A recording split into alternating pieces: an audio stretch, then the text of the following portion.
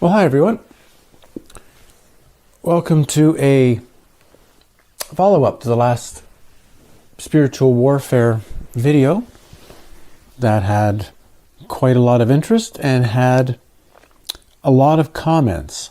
And I thought some things needed to be a little bit explained in a little more detail. Because there were a lot of what I thought really interesting comments. There were a lot of comments that I would classify as just not really understanding what I was trying to present, if that makes sense. So I'm doing this to follow up with some of the things that came up in the comments of the last video, because if some people, and especially something is recurring, then it means many others who aren't commenting probably feel the same way. I'm not going to try to, this is not about trying to impose a belief system or try to get anyone to think like I think, or it's not that at all. What this is going to be about is, though, one of the things I felt when I went through a lot of the comments is many people kind of didn't understand what I was saying. They heard the words, but they didn't really grasp what was behind the words, what my point was. So I'm going to answer a few of those things, because on my video grouping, at least, two types of videos fit together, and that is the spiritual warfare videos and the Plato's Cave videos. So if you're not following if you're watching some of these spiritual warfare videos and you're not carefully watching the Plato's Cave videos and understanding that, you might say, I'm about exiting the cave.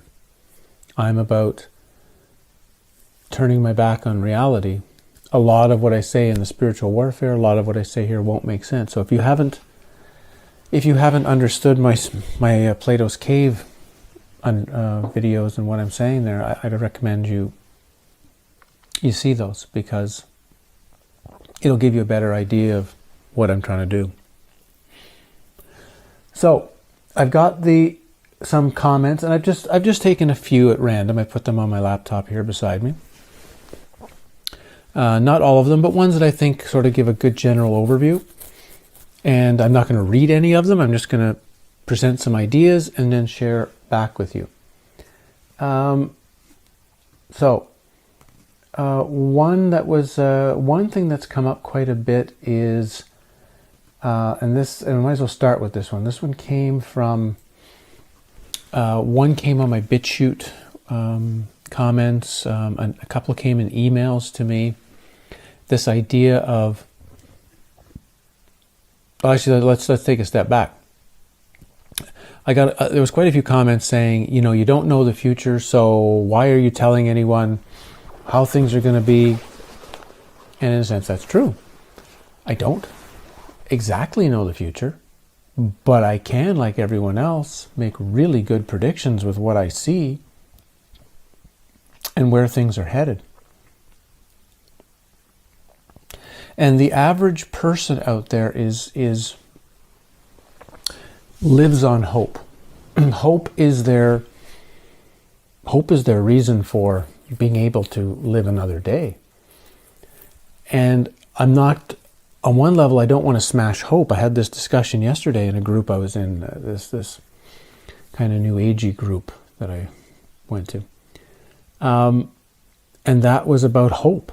That for people who are in a real mess, in real dire straits, and who are not really seeking for answers, they just are wishing to get out of pain, get out of discomfort, then hope is a way of generating inner movement. It's a way of taking another step. It's a way of getting up tomorrow and going through another day, and with this belief that something will be better the day after or the day after that or something. Hope is a valuable tool in those circumstances. But if someone is looking for truth, if someone is really looking for an ultimate answer, hope is actually a detriment to you, because that means you're in wishful thinking mode, and you're not in see things as they are mode. Another comment along these lines is something to the effect that we all need to be together and changing the narrative and really how to describe it. We need to all have positive thoughts and change our thinking and think clearly so we can change the narrative. One of these was from an email that came to me, and I responded to the email. I'm going to say it to you right now. See, here's where you're caught. The need to change the narrative. Just because it is unlikable or insane or painful does not necessarily mean it is wrong. It just means you don't like it. Everyone gets caught on this. The dream is somehow wrong, God made a mistake, and needs me to fix it. Or needs a bigger us to fix it. This is like sitting in the theater and demanding the director make a new movie because you don't like the one they made. Now, the movie might suck, it could be improved or whatnot, but the solution is, of course, just don't pay attention to the movie, not you personally have to go and fix the movie.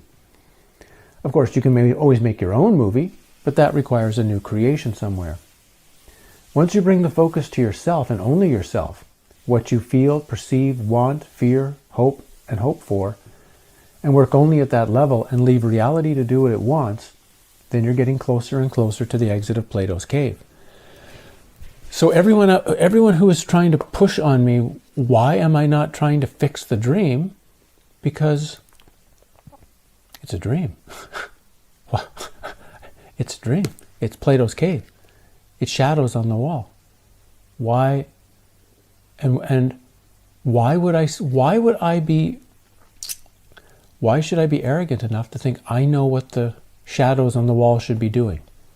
That I should decide I don't like what's on the screen and I'm going to fix it. That is, like I talked about in Plato's cave, that is a standard back of the room lock-in mechanism where Maya's got you, where the illusion's got you. You're out of your seat. You've gotten out of your seat. You no longer believe the screen. You no longer believe what you've always seen, but now you're in the point where you don't like the screen and you're going to fix it. And it's there are elements to things that can be done within the dream world. Certain things can be altered. Certain things can be changed. Certain things can be improved. Mostly on a smaller self scale, within your environment. Thousands of people for thousands of years have tried to fix the world, have tried to change the world, have tried to force the world the way they want it to be. And yet here we are. The world is as it is right now.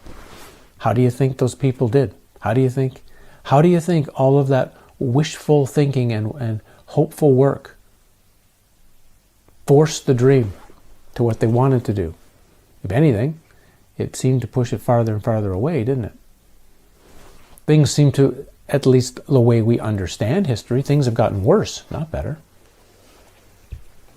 Oh, there was just more. If there was just more of us who were all together on this and we were all praying together. Guys, that's fine. You're welcome to have that belief and you're welcome to go out there and do your best because maybe that's what your character's called to do in the dream. Maybe that's your script in the movie.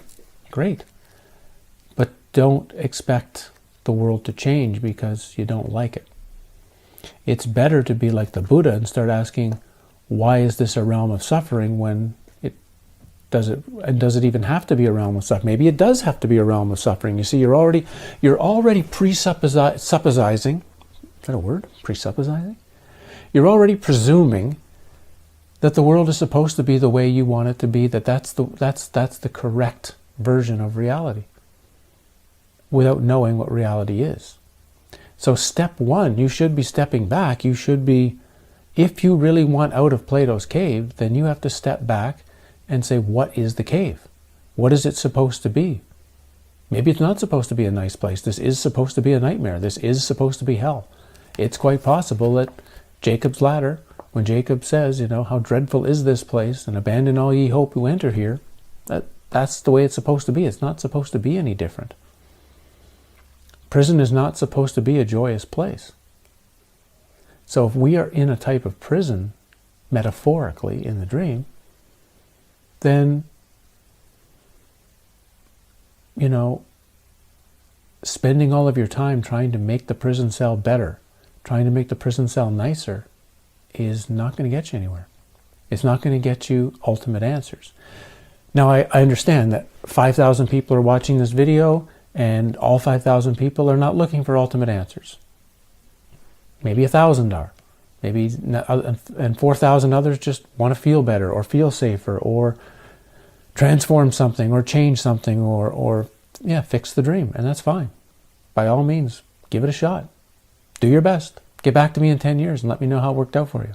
I pretty much know how it is going to work out for you, but give it a shot. Give your 10 years a shot and let me know how it works out for you.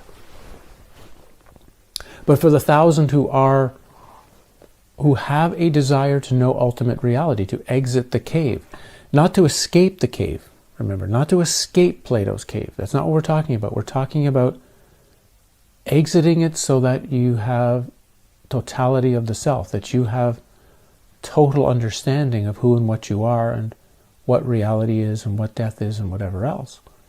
To know that, you have to leave the cave, and that means you have to let the cave be as the cave is supposed to be. Perhaps after you've left the cave, and you have a total understanding of reality, maybe then you want to come back and fix the cave. Great. My guess is you probably won't. My guess is that you probably will leave the cave as it is. And you might drop a few more hints within the cave. Interesting that the titles of, and I didn't do this consciously at all, the titles of these videos, Spiritual Warfare, match the book of Jed McKenna, Spiritual Warfare. And I bring this up only because it kind of fits the subject here we're just talking about. And again, I was joining a group that was meeting out here this weekend, and just nothing I could agree with, nothing I could connect with. And so I'm going to read a quote from Jed McKenna's book, because this relates. There's lots I like about Jed's books, there's lots I don't like about Jed's books, but the things I do like about them, they're really good. So he says here, waking up from the dream state is a very straightforward business. It doesn't take decades. It doesn't look like tranquility or like a calm, peaceful mind. It doesn't look like saving others or saving the world or even saving yourself. It doesn't look like a thriving marketplace where merit is determined by popular appeal or commercial success. Waking up looks like a massive mental and emotional breakdown, because that's exactly what it is, the granddaddy of all breakdowns. That's the only way it works. I know there are thousands of books out there that say otherwise, and I can tell you that they were all written by Maya. Once you understand what Maya really is, once you see her for yourself, that becomes perfectly obvious. You'd see it like you see the sky. Wanting to alter the dream or alter your circumstances or make things a little easier for yourself as you're going through to get ultimate answers, that's useful. There's nothing wrong with that. If we're in pain, of course, we'd like to remove the pain. If we're in suffering, we'd like to remove the suffering. Not because we don't want to suffer, but because we want to have a clearer energy and a clearer mind and a clearer state to continue our work. Not because our goal is to feel better. If your goal is to feel better, and that's your goal, you're never going to get out of the cave. You might feel better, then you're going to die. Then you'll be back in the cave. You'll be back in the seat somewhere. Is that really what you want? Maybe it is. That's fine. Like I say, I'm not trying to force anyone to do or think or be anything. But you do have to, if you're going to keep watching what I put up, if you're going to keep seeing what I'm saying, you've got to at least understand where I'm coming from. You've got to at least understand what I'm presenting. And if you don't like what I'm presenting, that's fine. There's lots of other places you can go. But I want to save a lot of time for a lot of us, that we can at least, if you feel like you want to stay on the same page of what I'm presenting, then we can work through that same direction together, you might say. On this topic was a video that sort of said something about why I'm not doing anything to stop the tyrannical takeover of the world. Why I'm saying that it's all going to happen and I must be a coward. That made me smile, actually. I'm making these videos, first of all, and making any video on any subject that is against the way things are governed in the dream puts a target on your back.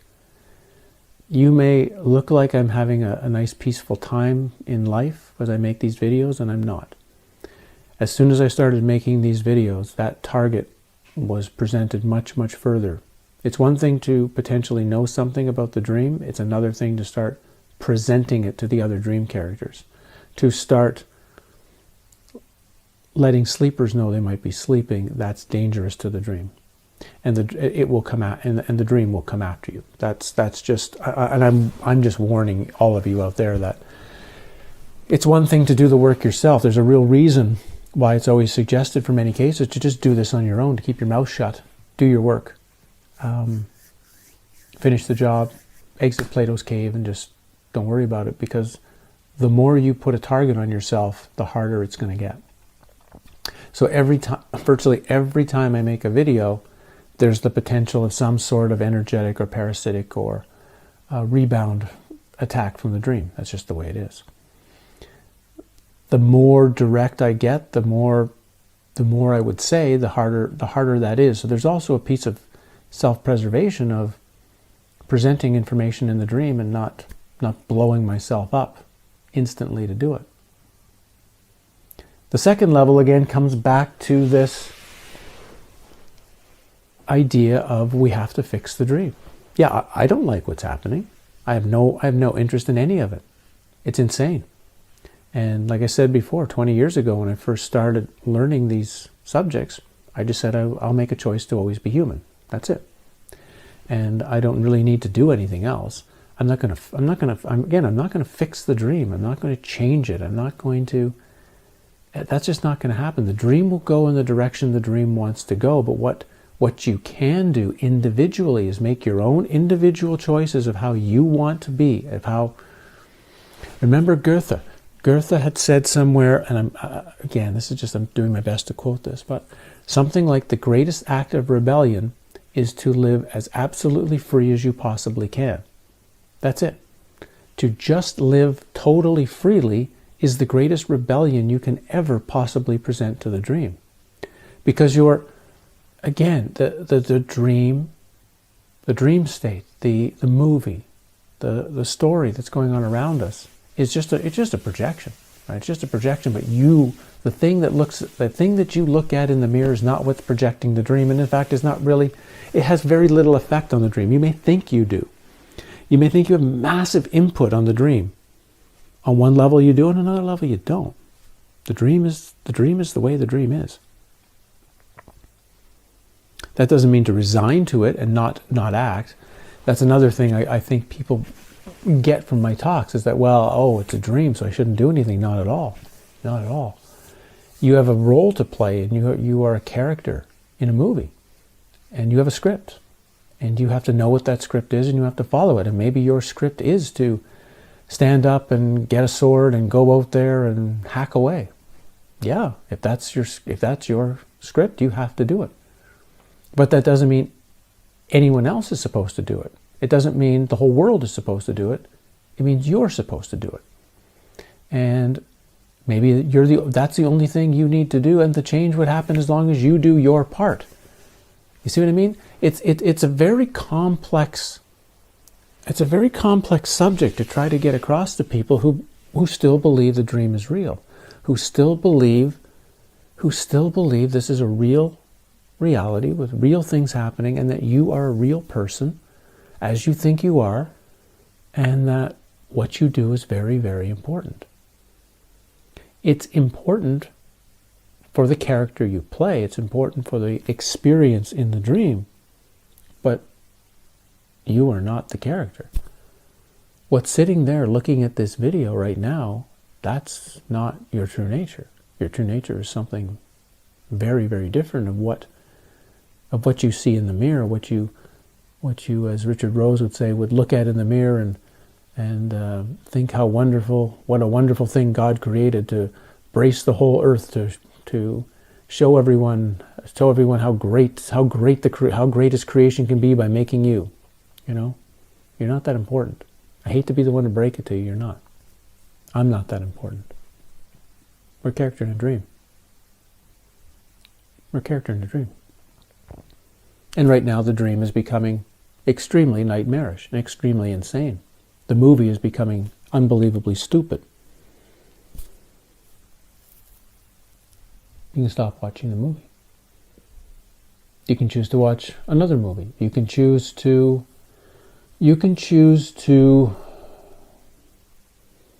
live through a deeper awareness, live through a deeper clarity. What else is there to do, really? What else is there to do? So I'm sorry I've labored like 21 minutes just on this one subject, but it is something that has been extremely misunderstood in what I'm discussing, and it's very misunderstood in spiritual circles. I mean, spiritual circles, like when I go through, it's one of the reasons Jed McKenna's book is so good, because it is one of the things that he constantly is presenting, the understanding of as long as you're trying to play games in this reality's got you. And so many people, there's this thing called the truth movement, right? This concept. And for some reason, people have labeled me in this. I don't really have any label at all, right?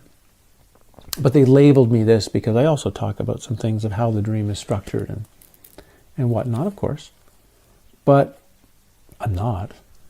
I'm not. All you need to do is just see that it's a lie, to see that it's not true, to see that it's false. I don't need to fix it or change it or alter it or blow it up or anything, because it's false. That's all. Just false. It's not true. And to keep thinking, again, to keep thinking that it needs to be fixed actually is doing the opposite. You're putting energy into its continuation, right? Whatever you fight gains energy from your fighting. It's that that kung fu idea, right? That you attack through non-resistance or through resistance, whatever. That the punch comes and you allow the punch to slide through and through you, and you use the force of the opponent against themselves. But as soon as you attempt to go at the force, you're generating twice the force potentially in the attack, you see?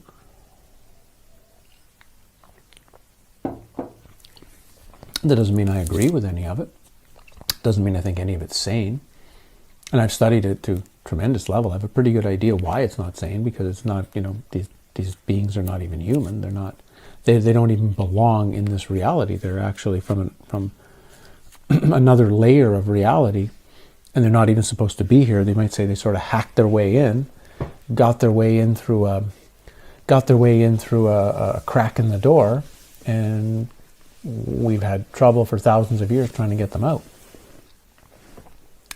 But it's still, if you take it more as a challenge, not that you need to fix it, get rid of them, you need to deepen your own understanding, deepen your own awareness, deepen your own inner journey, so that you just leave the cave. You walk into total knowing. What difference does it make? The dream will do what the dream does. And if this is a simulation, let's pretend it's let's say this is a simulation. It's a simulated reality by what the Gnostics would call the demiurge, right, or a programmer.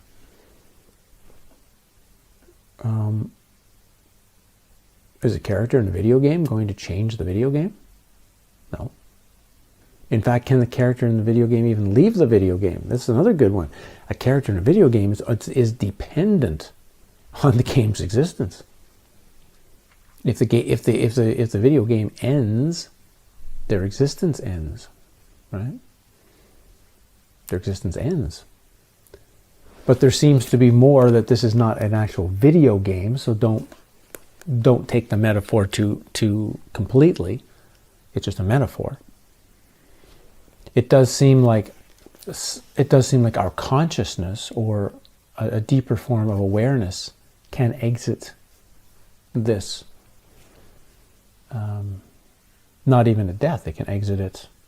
They can exit it now and access other realities. That's a lot of what they were doing in Tibet and India and Mexico and Peru, was working on moving their consciousness through these cracks, so that they could get understanding of the other side of the veil, the understanding of the bubble, so that when it was time to die, that transition, that crack could be found, the crack in reality could be found, and you can exit this place to, as I mentioned, continue your journey.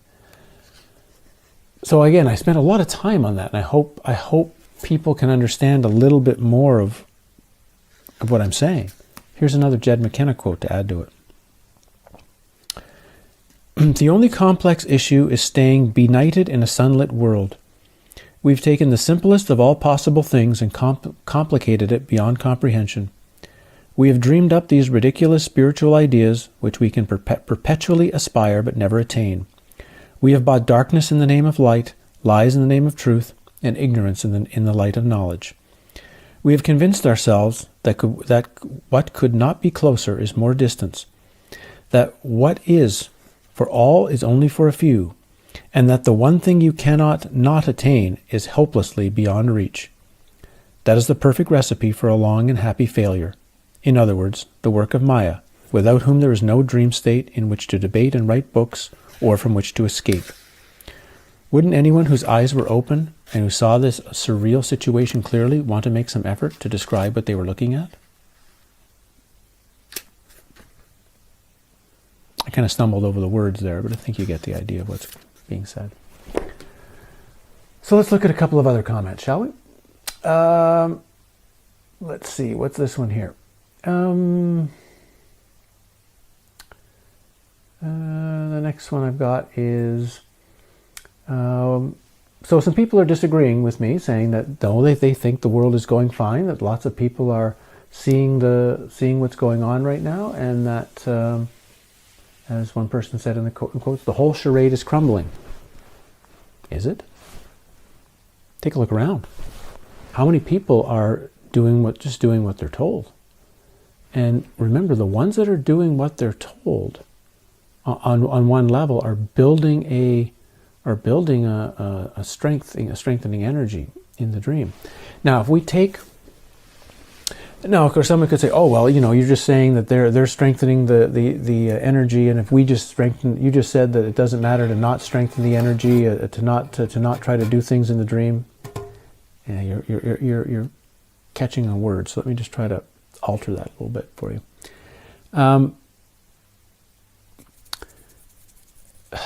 I lost my train of thought there. If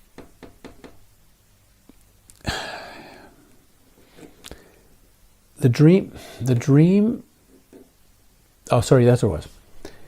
If we're dealing also with retrocausality, like the woman Lavette over at her channel talks about, where actually the behavior that people are presenting right now is the resultant of a major choice that was made in the future.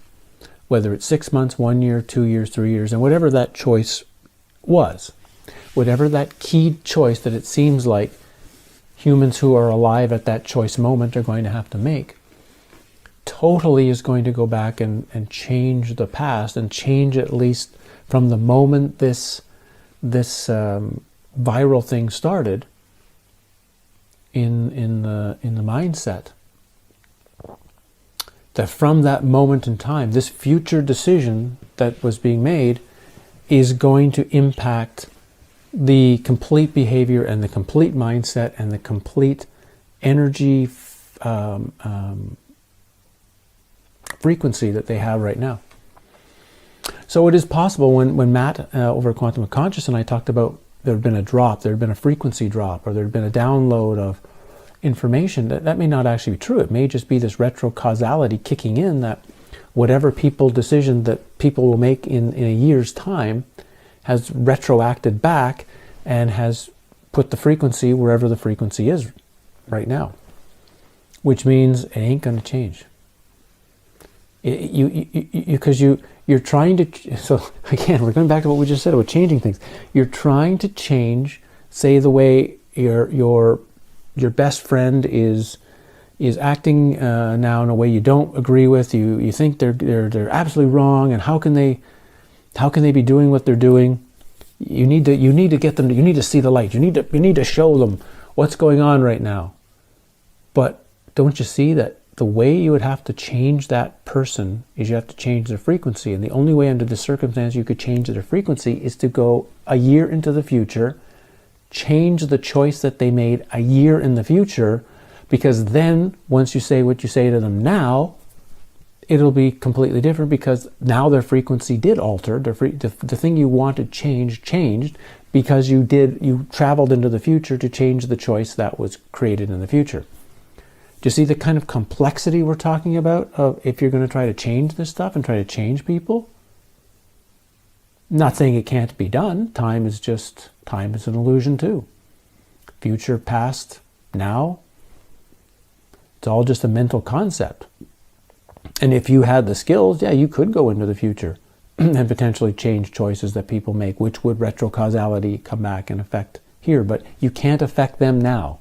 You can't have a conversation with someone now and think you're going to change anything, because the event in the future, whatever this event is, this extremely important choice that everyone's made, that apparently, I guess if this theory is true, that obviously I made, and probably recognized that I made this choice 20 years ago, that I already had recognized that this choice pushed me back in time, not just a year like some people, it pushed me back 20 years and changed the entire course of my life, and changed the entire course of what I was doing and how I was living and how I was seeing and how I was, for a long time, trying to fix the world. I can say this to you because I did a lot of this stuff for a long time. I tried to fix the world. I thought I could try to be a messiah. I thought I could wake people up and change the direction of people and change the direction of their lives, and maybe have a really interesting temple complex where people could come and delusional, actually. It's delusional. I still didn't know enough about reality and enough about myself, and I'm out there trying to fix the world. But I think it's part of this process. It just happens. It depends. For some people it lasts 30 years and they never get out of it, and for some it lasts 3 months or a year and something shakes them out of it and they move on. So in this case, when you're talking about there's 5 billion people who are going along with this one way or another, or maybe more, 5.5 billion people still that are going along with this. You're dealing with 5.5 billion people who made potentially a retrocausality choice in the future. And that's what you're up against. Is that really is that the way you want to spend your energy? Again, maybe it is. I'm not telling you what to do or what not to do. I'm not trying to tell you to think like I think, but I try to get you to understand more how I do think, so that when you watch more of these videos as they go along, you can at least, even if you don't agree with me, you can at least be saying, I think the guy is wrong, but at least I understand where he's coming from. I know why he's saying what he's saying. So, okay, I don't agree, but I get it. Because hopefully if people are still watching the channel, there are things on some level you do find interesting or useful or valuable, but it doesn't mean all has to be valuable to you. But it is important that if I share things, particularly when I'm sharing really big stuff, you kind of need to see behind my eyes a little bit what I'm seeing, if that makes sense. This is a great one, and I'm not going to say her name, but she did write at the bottom, ex-nurse apology tour. I'm not going to hide from these comments, because you can just go to the last video and look at the comment yourself to see who said it. But this woman said, "When I find the exit chute, I'm out of here. I finally see in retirement that this place is a crapfest game and I no longer desire to be a part of. possibly moving from paradise would improve my outlook? Question mark. Not sure yet. When I find the exit chute, I'm out of here. This place is a crap fest game. And I thought, when I heard that, that's either a great title for a video, the crap fest game. I wonder what I would say for that. Or it could make a great book title. I don't think anyone would buy it, but the crap fest game. I'm presenting that because it's, on one sense, it's just funny, but on another sense, it's quite true. You know, this is insane. And what's so weird is, of course, things have gotten so insane now, but if you go back, people are wanting to go back to the way things were, but the way things were still insane. Look at the last 20, 40, 50, 100 years, whatever. It's actually everything from science, religion, medicine, history, the education system, the commercial system, the political system, everything, the way every human interactions, relationships, everything's insane. Everything's backwards. Everything is wrong. It's just more wrong. It's more backwards now. It's like it's just more things have flipped on their side. But it's not like 20 years ago everything was good, or in 1985 everything was okay. It was still insane. It was just dialed down a bit. There was less of it. Humans interacted a little easier, but it was still nuts. This was still crazy. It was just crazy on a slightly different level. So the idea this is a crap fest game is quite remarkable. Yeah.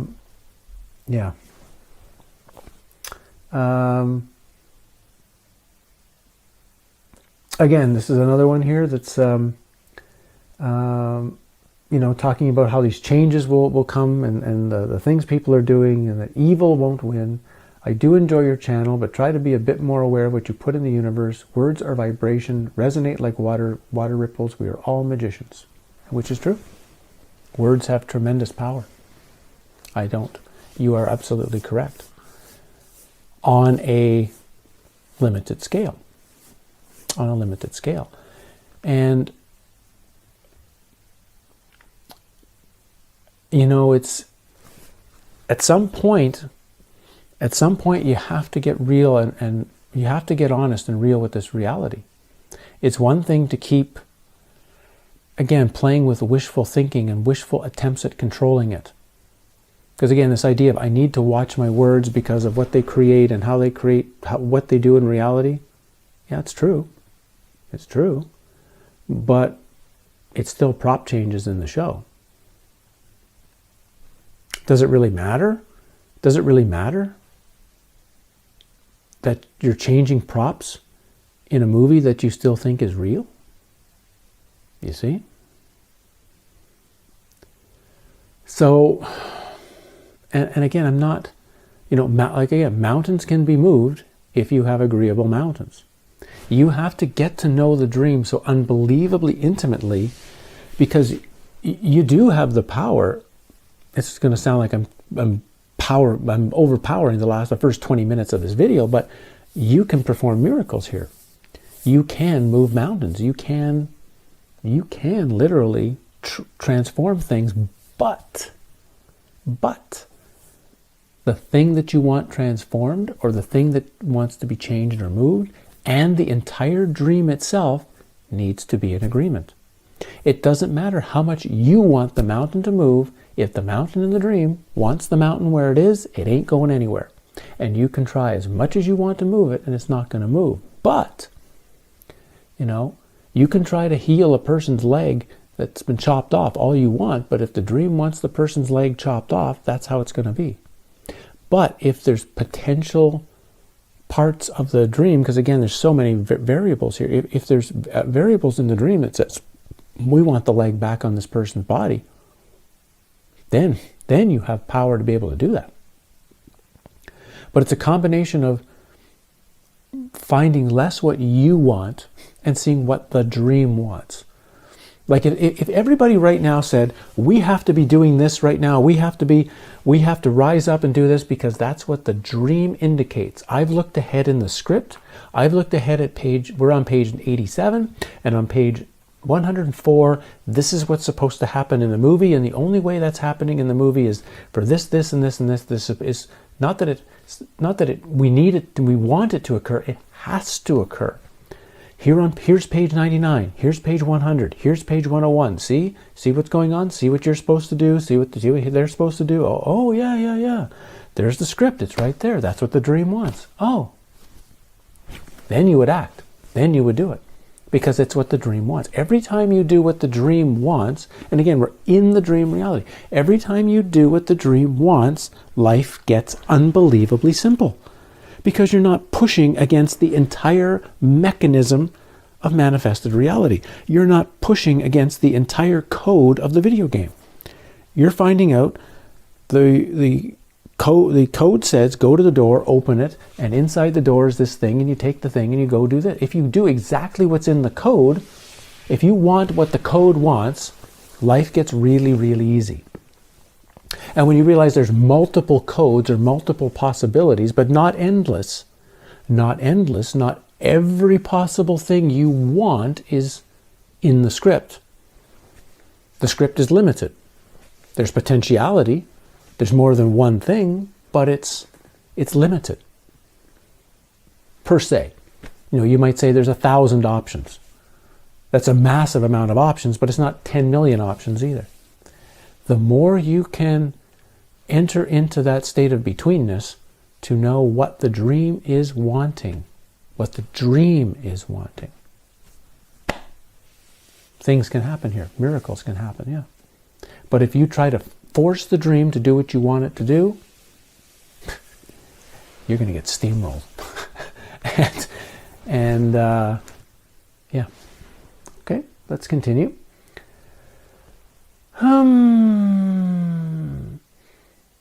Right, a woman who wrote about, this might be some others who've had some visions of the future, and their visions have also been quite difficult and quite challenging, and the person who's talking about crying for hours, and yeah, I know that, I've been there.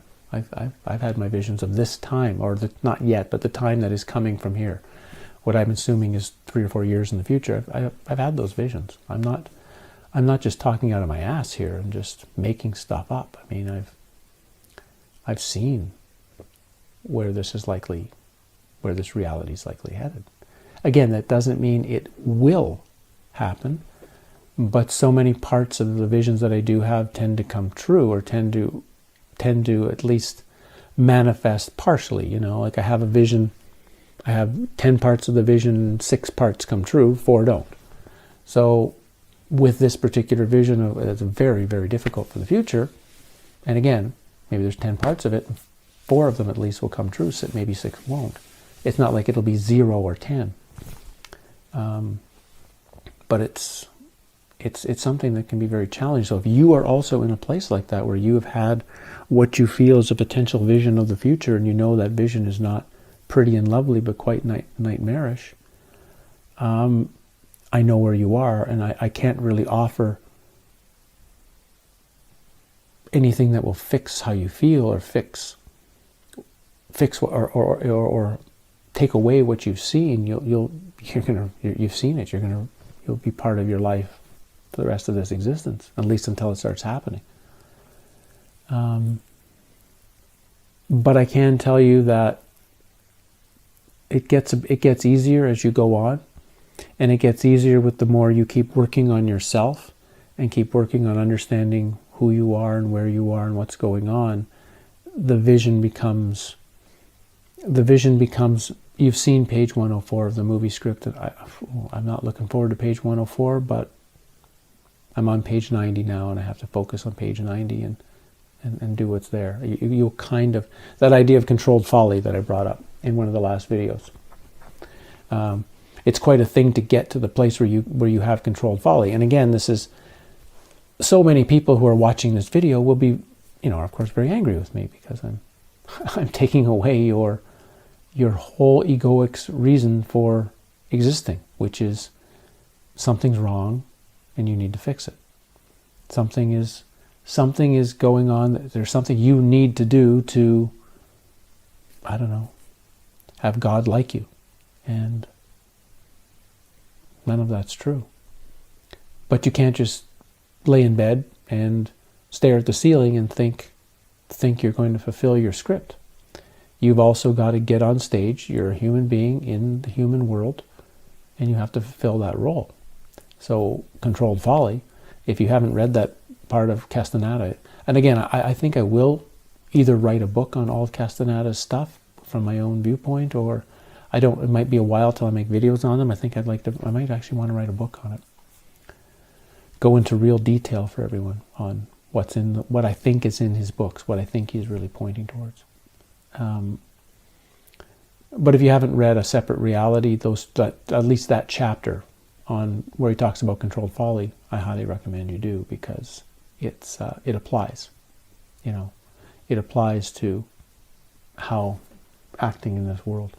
Interestingly, I had 2 comments from people about books by Rudolf Steiner, which was very interesting. One was like this Secret of the Warrior Monks, and another one, they're both talking about this Ahriman, or this idea of the Ahriman, or this idea of this, I guess this force, this dark force that he said was going to be coming in the world. I think it was something where he's saying it was between Lucifer, something in the middle between Lucifer and Jesus, or I don't know, or a third force between I can't remember I looked it up briefly. But it sounds really interesting. I haven't had time to go into depth and read about it and get the books and actually look into it, but I will. Actually, the something about the presentation of it and the little bit I looked into makes it very, very interesting. So if somebody happens to be very well versed in Rudolf Steiner research, and in particularly the things that were mentioned in the comments of the last spiritual warfare video, I'd be interested to hear what you have to say about it. Yeah, of course, there's a lot of the Jesus will save you posts. And again, which is fine. You're welcome to have your hopes and beliefs and whatever you want. What I find the most interesting about it, and I'll need to say this openly right now, is that, and it's especially from the religious community, and it doesn't matter what the religion is, but they will dig apart government's a lie, history's a lie, the people who run the world is a lie, money is a lie, what's going on right now is a lie, the news is a lie, but religion, my religion, all the other religions are a lie, but my religion, oh no, that's absolutely true. We can't touch that. We can't examine that. That's true. Everything else is false. It's amazing that someone will look and dig and be honestly an outstanding researcher, even an outstanding aware researcher, and dig through just about everything, but religion they won't touch. They're too afraid to, because they don't see that it's the foundation of their being, and it's more importantly, it's the last safety blanket that everything is going to be okay. The cave is fine because I have the blanket. And I'm not saying what to believe. I'm not saying everyone's free to make their own decisions, but if you're going to work feverishly and start telling everyone of how this is a lie, that's a lie, you can't believe this, you can't believe that, and you're not going to honestly step back and take a good 2 or 3 or 4 months to dig into whatever religious structures you believe and say, okay, maybe this is a lie too. If everything else, if every other subject I've looked into is a lie, why wouldn't this be a lie too? Why are they the only ones that are being honest to me, but everyone else is lying? So whenever I get that in the comments, that's always the most interesting thing I come from it, is like, I wonder how many hours this person has researched, the Twin Towers attack, and how many hours have they, and again, it doesn't matter whether you're Taoist or Buddhist or whatever, Buddhists are quite fervent in their belief, for example, in what's in those texts. This Buddha guy really lived, and Buddha did this, and Buddha said that, and you don't know. There's no pictures of him. There's no video footage. There's no one has written anything current that said, oh yeah, I met this guy, and this is the way he was like, and this is what he wrote, and who knows, right? Might just be a good story. See? But at the heart of most religions tends to be a lot of really good information, a lot of really good material, a lot of really powerful stuff. Whether it has truth, actual truth or not, whether it's a story or not, there is valuable information in there if you can sort through it, if you can take the time to look at it objectively and honestly. But anyway, I had to make that comment too because there's a lot there. What else do we have? Yeah, the thing on the Hopi.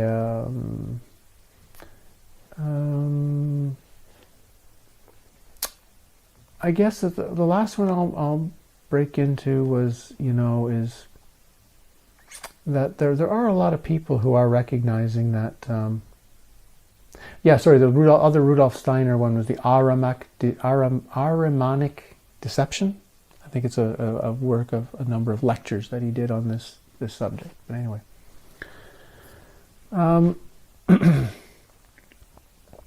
There were also many people who are kind of feeling that, if this reality might be going down the tubes, that I might be correct, that it's kind of unsavable, but that doesn't mean you should feel bad about yourself. And there were a number of videos of people talking about how they're spending more time in nature, how they're spending more time with their family, or how they are choosing to change how they're using their time from being worried and scared and frightened and upset and whatever else, and are deciding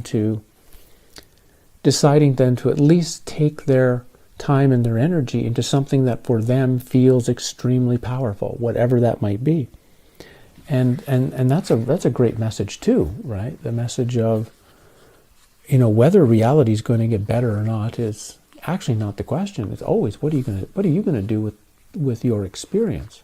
How are you going to follow your character script again? How are you going to live in this reality? And so I know there were a lot in there, and I'm sure there's a lot more people saying, I kind of agree I think I agree with you. Again, we don't know. We don't know that what I say is what's going to happen. We don't know. It all might magically change, and everything might be wonderful, and fairies might appear, and it all might be great. I don't think so. I don't think that's going to happen. I still think this place is going down the tubes.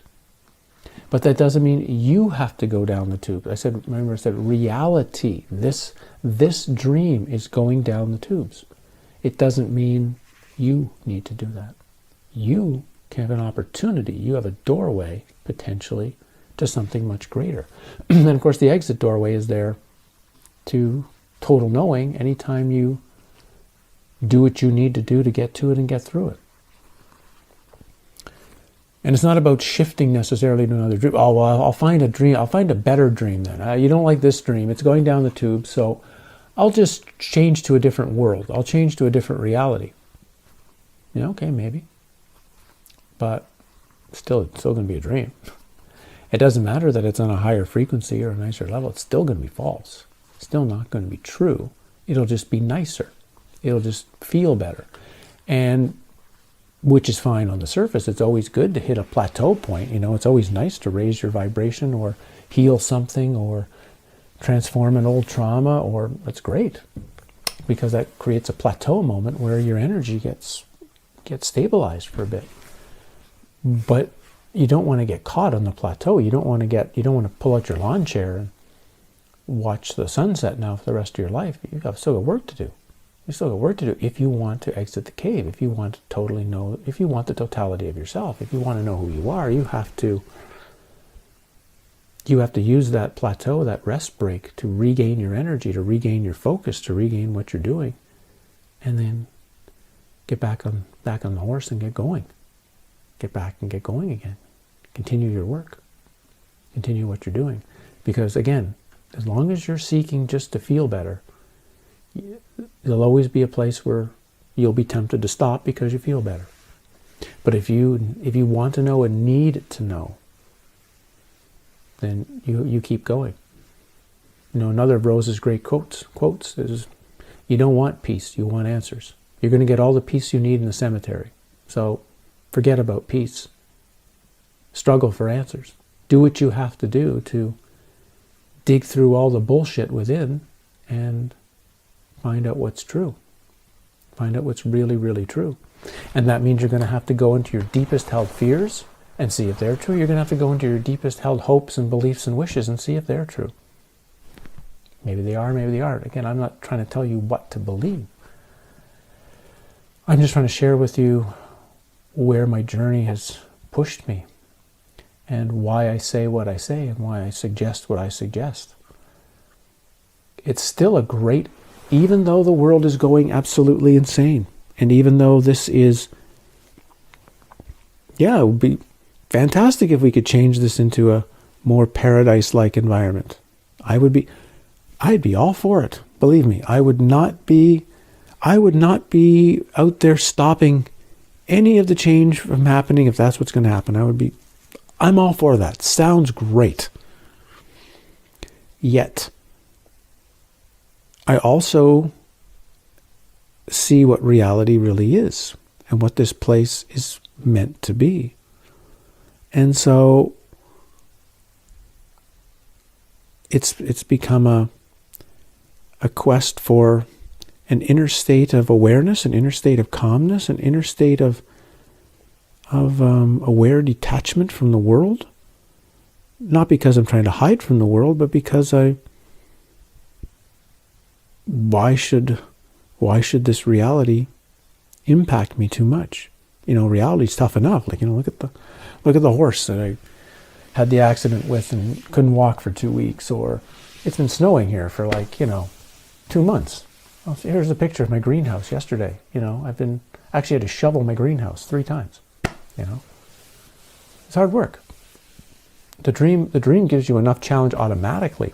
Then you add whatever this force is that's screwing with the whole reality. Wow, it makes it unbelievably tough. And then you've got the layer of the fact that you're in a dream that you're taught to believe is real, and that you've been presented all of this false information and false perceptions and false beliefs and false ideas that we've all accepted as being true without ever testing them, and deal with our experience in that way. But once it all starts to break down in whatever way it breaks down for you, once you start seeing that it's all false, all of it, on all levels is false, you start not being as affected by it. I look at the news once in a while. I check what's going on, but I work not on, and sometimes I do actually get affected by it. Sometimes my shield isn't up when I'm doing it, and the difficulty or the pain or the suffering that's going on out there, and the extreme fear and anxiety and depression that's going around the world, it just hits me, sometimes. But I try to work to interact with reality and not have that happen too often, because it's not that much fun.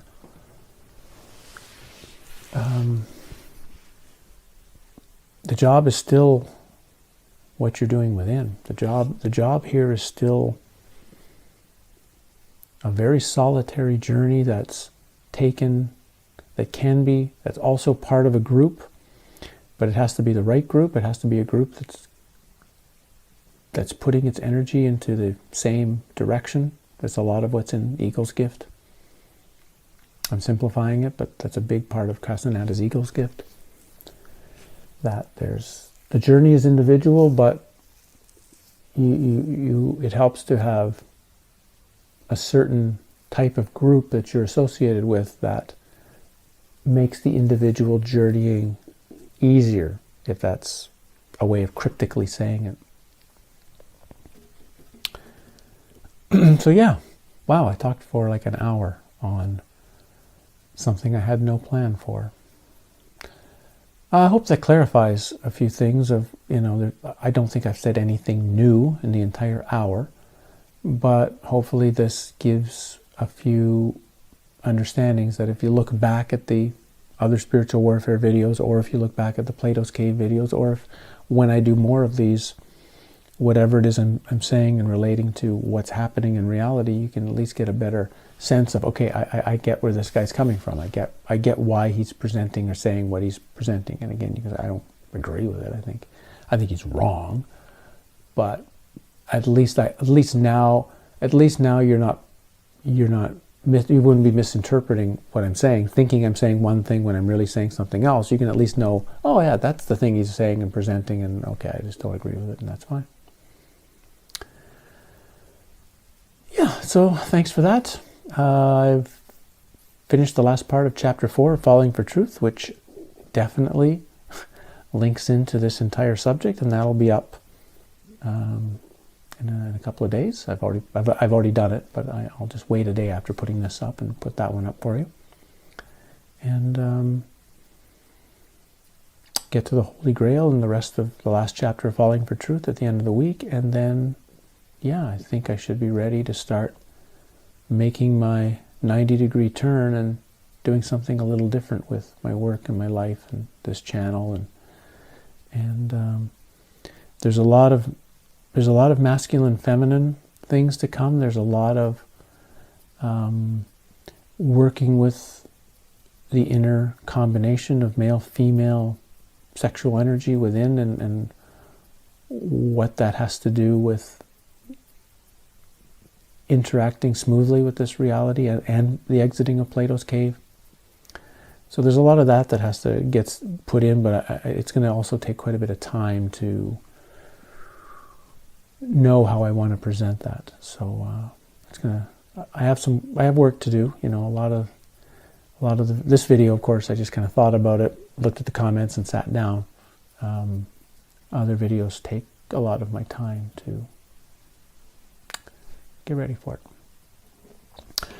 Okay, I'll leave it there. Thanks for dropping by. I hope this wasn't too long and that I haven't confused anybody. But yeah, we'll see you in a few days with the next chapter of the next end of the piece of chapter of Falling for Truth. Thanks for sticking around, for being a part of the journey that,